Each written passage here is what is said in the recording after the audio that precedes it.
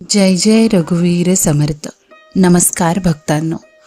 आयुष्यात यश मिळवायचे असेल तर मन मजबूत असलेच पाहिजे.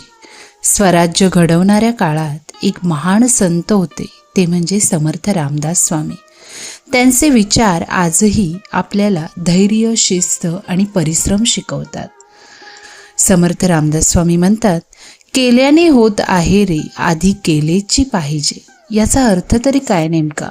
फक्त विचार करून काहीच होत नाही. काम सुरू केले तरच यश मिळते.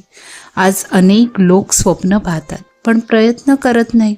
समर्थांचा संदेश तर स्पष्ट आहे की कृती करा, प्रयत्न करा, यश तुमच्या पाठीमागे येईल. समर्थ रामदास स्वामींनी मनाचे श्लोक लिहिले. त्यात ते सांगतात की मन मजबूत असेल तर माणूस कोणतीही अडचण पार करू शकतो.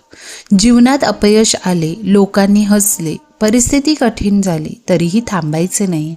कारण इतिहास नेहमी त्यांचाच लिहिला जातो जे संकटाशी लढतात.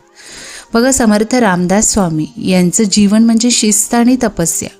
ते रोज व्यायाम करत, ध्यान करत आणि समाजाला प्रेरणा देत.